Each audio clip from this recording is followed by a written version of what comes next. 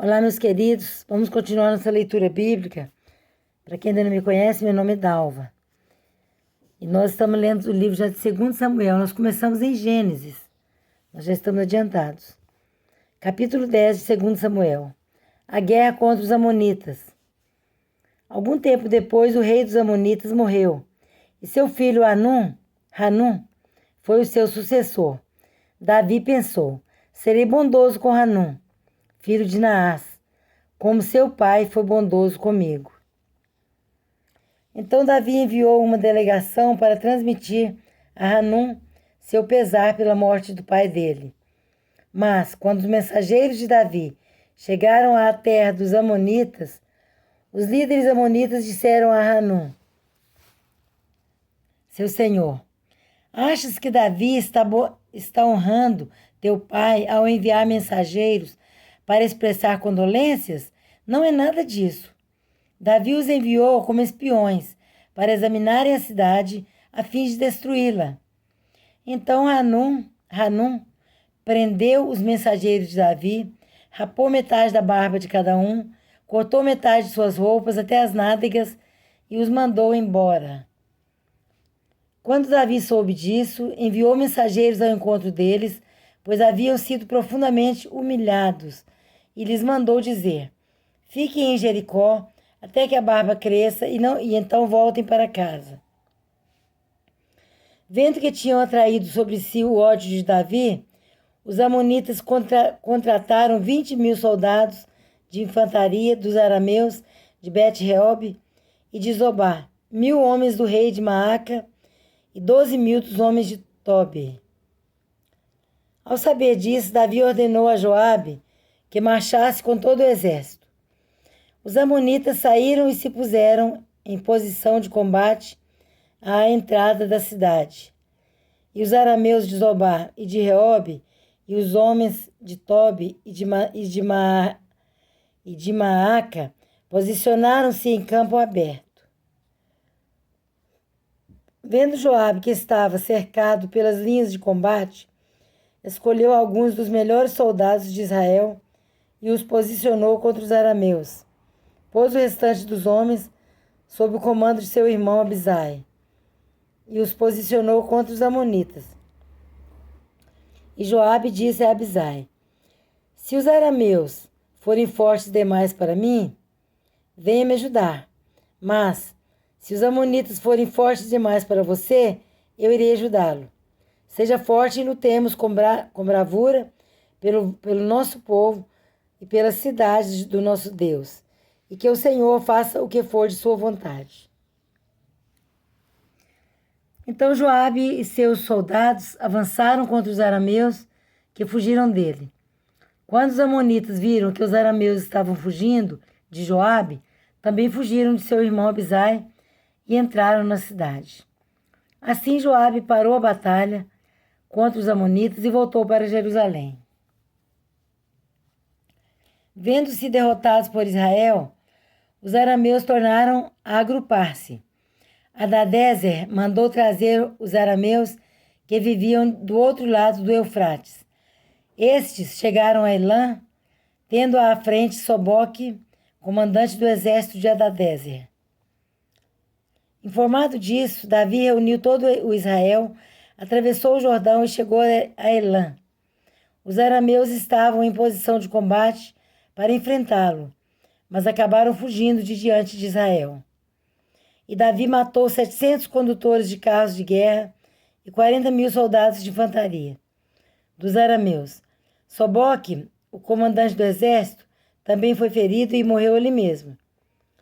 Quando todos os reis vassalos de Hadadezer viram que tinham sido derrotados por Israel, fizeram a paz com os israelitas e sujeitaram-se a eles. E os arameus ficaram com medo de voltar a ajudar os amonitas. Capítulo 11 de 2 Samuel. Davi comete adultério. Olha, gente, Davi era um homem segundo o coração de Deus, mesmo assim errou muito, né? Porque todos nós estamos sujeitos a isso, a gente tem que vigiar. Vigiar para não pecar, né? Vigiar as brechas. Olha o adultério que Davi cometeu. Na primavera, época em que os reis saíam para a guerra, Davi enviou para a batalha Joabe com seus oficiais e todo o exército de Israel. E eles derrotaram os amonitas e cercaram Rabá. Mas Davi permaneceu em Jerusalém. Uma tarde, Davi levantou-se da cama e foi passear pelo terraço do palácio. Do terraço viu uma mulher muito bonita tomando banho e mandou alguém procurar saber quem era. Disseram-lhe: é Batseba, filha de Eliã, mulher de Urias, o hitita. Então a mulher era casada, ó. É Batseba, filha de Eliã e mulher de Urias, o hitita. Davi mandou que a trouxessem e se deitou com ela, que havia acabado de se purificar da impureza da sua menstruação. Depois voltou para casa. A mulher engravidou e mandou um recado a Davi, dizendo que estava grávida. Em face disso, Davi mandou esta mensagem a Joabe: envie-me Urias, o hitita. E Joabe o enviou. O marido dela, né? Quando Urias chegou, Davi perguntou-lhe como estava Joabe e os soldados e como estava indo a guerra. E lhe disse: vá descansar um pouco em sua casa. Urias saiu do palácio e logo lhe foi mandado um presente da parte do rei. Mas Urias dormiu na entrada do palácio, onde dormiam os guardas de seu senhor, e não foi para casa. Quando informaram a Davi que Urias não tinha ido para casa, ele lhe perguntou: depois da viagem, que você fez? Por que não foi para casa? Urias respondeu: a arca e os homens de Israel e de Judá repousam em tendas. O meu senhor Joabe e os seus soldados estão acampados ao ar livre. Como poderia eu ir para casa para comer, beber e deitar-me com minha mulher? Juro por teu nome e por tua vida que não farei uma coisa dessas. Então Davi lhe disse: fique aqui mais um dia. Amanhã eu o mandarei de volta. Urias ficou em Jerusalém, mas no dia seguinte, Davi o convidou para comer e beber e o embriagou. À tarde, porém, Urias saiu para dormir em sua esteira, onde os guardas de seu senhor dormiam, e não foi para casa. De manhã, Davi enviou uma carta a Joabe por meio de Urias. Olha só, gente, presta atenção. Davi mandou uma carta para Joabe e mandou Urias levar. E olha o que falava na carta. Nela escreveu: põe Urias na linha de frente e deixe-o onde o combate estiver mais violento, para que seja ferido e morra. Como Joabe tinha cercado a cidade, colocou Urias no lugar onde sabia que os inimigos eram mais fortes. Quando os homens da cidade saíram e lutaram contra Joabe, alguns dos oficiais da guarda de Davi morreram, e morreu também Urias, o hitita.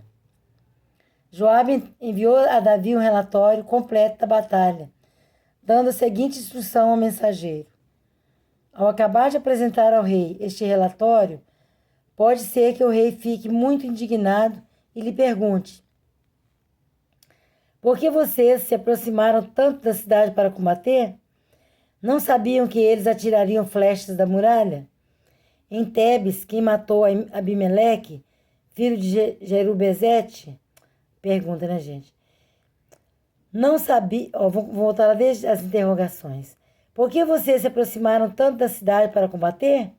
Não sabiam que eles atirariam flechas da muralha? Em Tebes, quem matou Abimeleque, filho de Jerubezete? Não foi uma mulher que da muralha tirou-lhe uma pedra de moinho e ele morreu? Por que vocês se aproximaram tanto da muralha? Se ele perguntar isso, diga-lhe: e morreu também o teu servo, Urias, o hitita. O mensageiro partiu e, ao chegar, contou a Davi tudo que Joabe lhe havia mandado falar, dizendo: eles nos sobrepujaram e saíram contra nós em campo aberto, mas nós os fizemos retroceder para a porta da cidade. Ou seja, nós os fizemos voltar para a porta da cidade. Então os flecheiros atiraram do alto da muralha contra os teus servos e mataram alguns deles. E morreu também o teu servo Urias, o hitita. Davi mandou o mensageiro dizer a Joabe: não fique preocupado com isso, pois a espada não escolhe a quem devorar. Presta atenção. Davi mandou o mensageiro dizer a Joabe: não fique preocupado com isso, pois a espada não escolhe a quem devorar.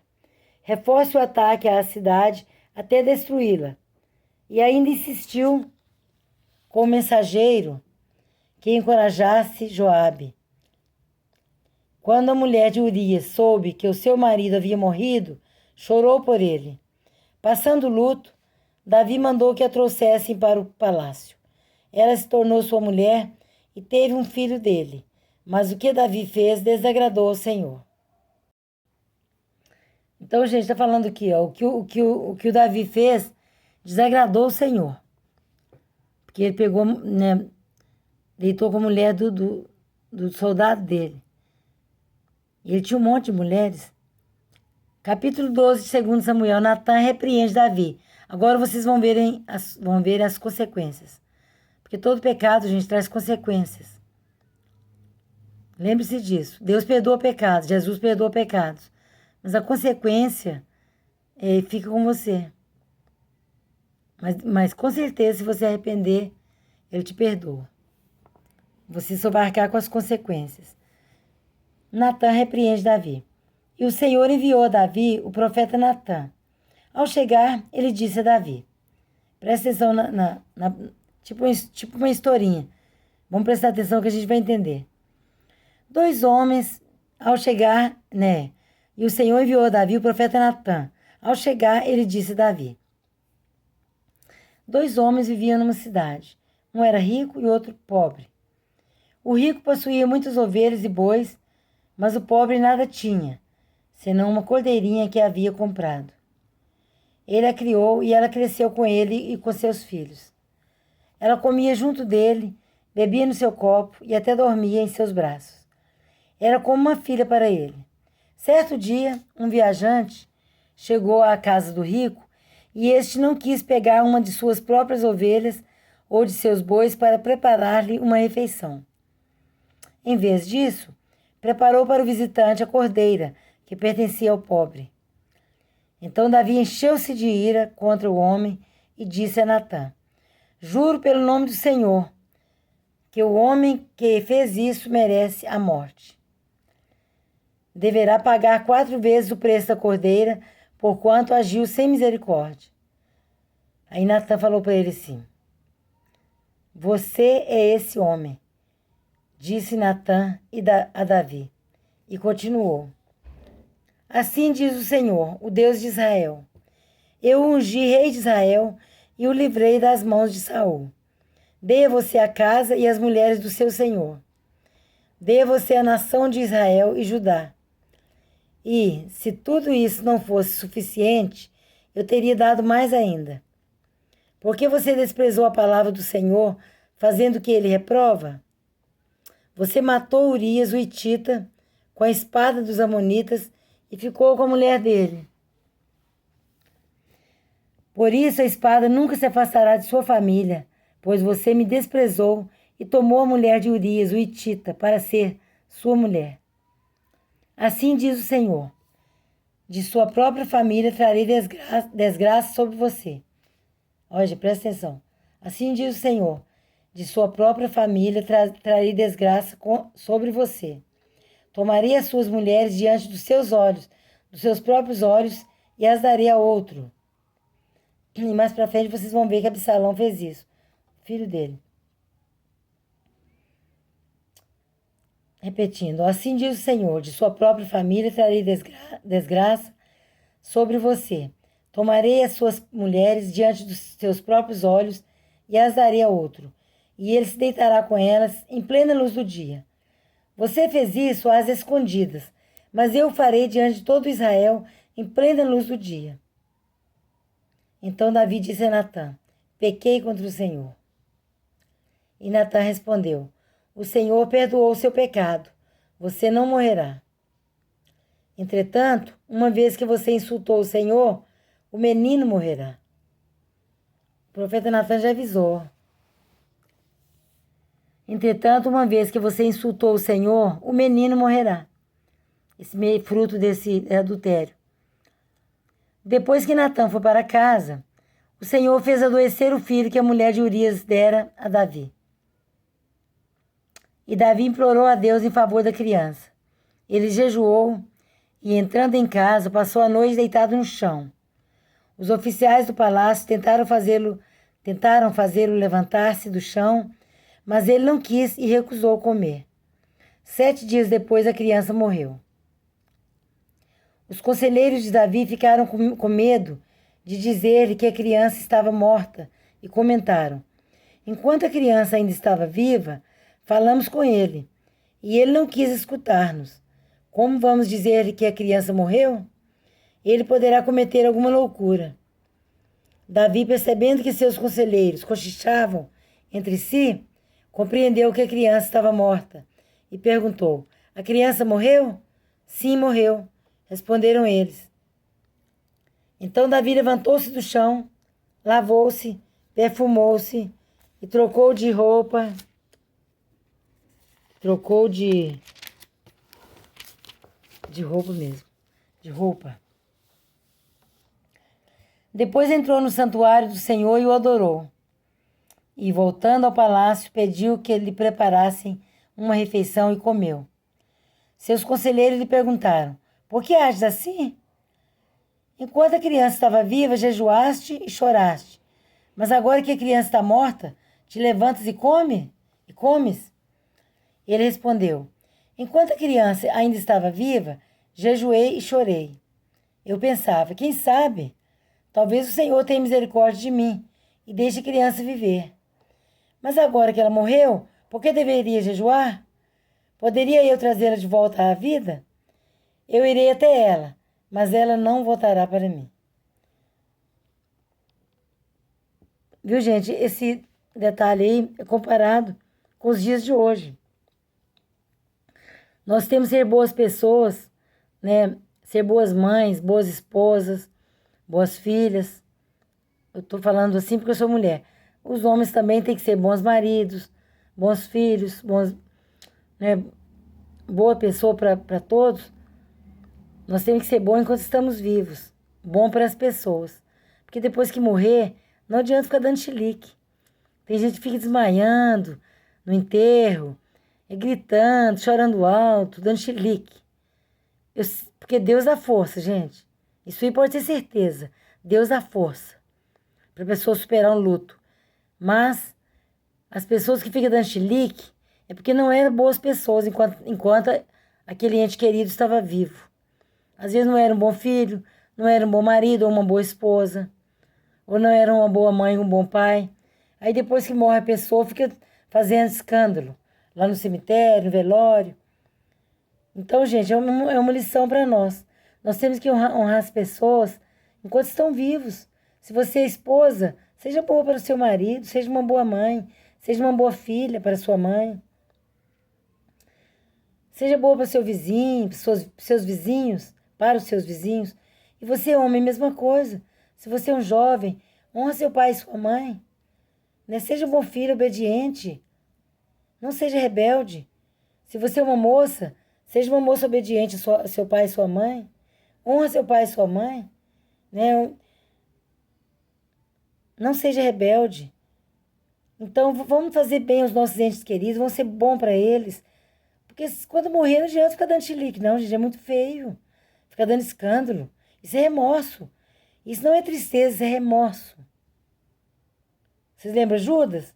Judas entregou Jesus, enforcou de remorso. Não foi de arrependimento. Que se ele arrependesse, ele podia pedir perdão a Jesus. Jesus perdoava ele. Porque Jesus ia ter que morrer mesmo.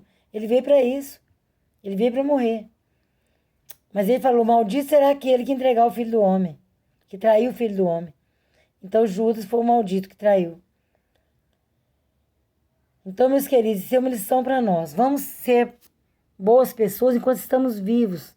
Vamos honrar nossos familiares, nossos filhos, nossas mães, nossos pais. enquanto estamos vivos. Porque depois que morrer, não adianta ficar se lamentando, ficar dando depressão, ficar se entregando. Depois que morreu, levanta a cabeça e vamos avançar, vamos caminhar. Porque nossa fé tem que estar depositada em Deus. Nosso pai e nossa mãe nós temos que honrar. Nossa família nós temos que honrar. Mas não morrer por elas, porque cada um tem a sua vez de morrer. Né? Não devemos, né, perder a cabeça, cometer suicídio, essas coisas, isso é um absurdo. Isso é coisa de louco. Então vamos ter, né, ter nossa firmeza no Senhor. Porque o Senhor não manda, não permite alguma tragédia na nossa vida que nós não possamos suportar.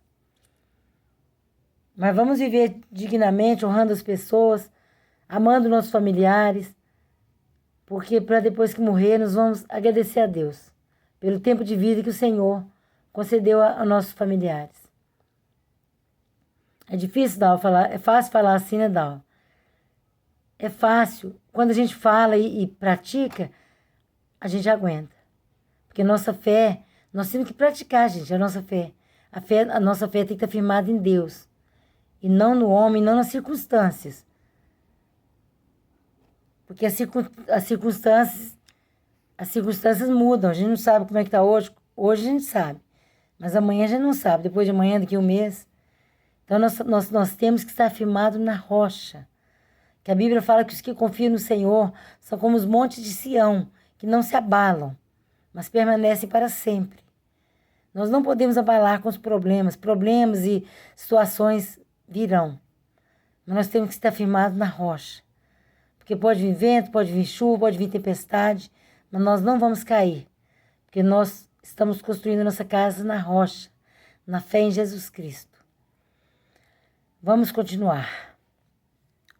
Depois Davi consolou sua mulher Batseba e deitou-se com ela, e ela teve um menino, a quem Davi deu o nome de Salomão. O Senhor o amou e enviou o profeta Natã com uma mensagem a Davi. E Natã deu ao menino o nome de Gedidias.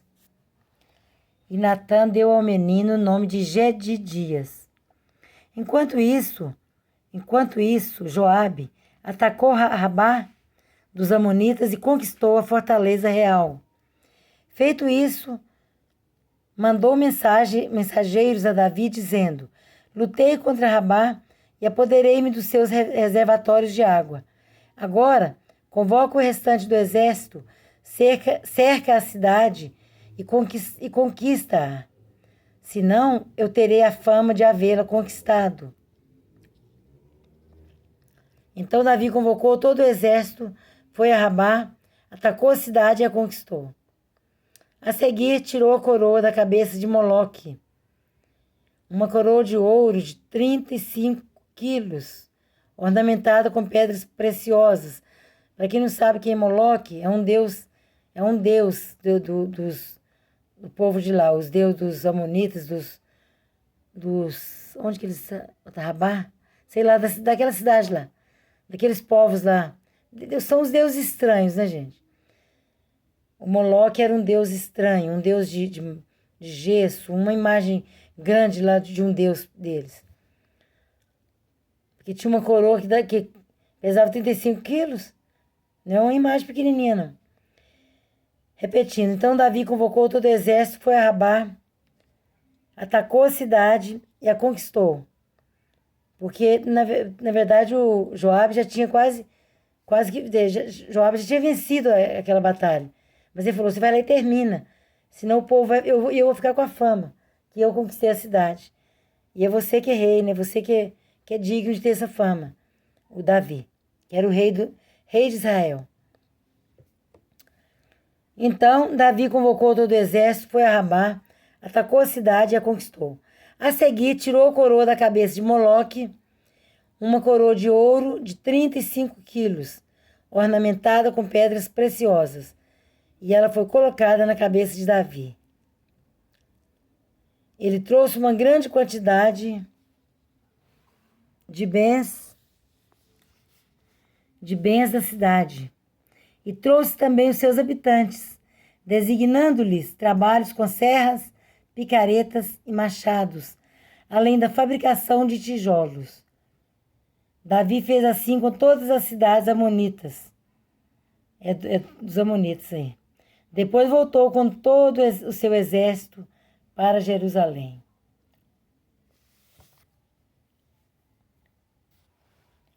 Então, gente, por hoje é só. Vamos terminar esse vídeo. Né? Se você que está gostando de acompanhar essa leitura bíblica, esse canal, se você não inscreveu ainda, inscreva no canal. Isso ajuda muito o canal a crescer. Se inscreva no canal, dá o like, ativa o sininho. Porque aí todos os vídeos que eu postar, todos os dias eu estou gravando, você vai acompanhar a leitura da Bíblia. Nós temos que pegar firme para acabar de ler a Bíblia esse ano. Porque nós começamos dia 1º de fevereiro. Se você quiser maratonar os vídeos, pesquisa. Se quiser ler por ordem, pesquisa por data. Digita o nome do canal, a Bíblia e a data, 1º de fevereiro de 2022. Foi o primeiro vídeo. Gênesis, a criação do mundo. E agora nós estamos no povo de Israel, já com o rei Davi. Amanhã nós vamos ler Tamar é violentada por Aminon. Amanhã nós vamos ler a partir do capítulo 13, quando Tamar foi violentada pelo irmão. Tamar é filha de Davi e Aminon também é filho de Davi. Todos os dois é parte de pai, filho de Davi. A mãe era diferente, mas o pai era o mesmo. Então são irmãos. Então, meus queridos, fiquem com Deus que abençoe. A paz seja convosco, em nome de Jesus.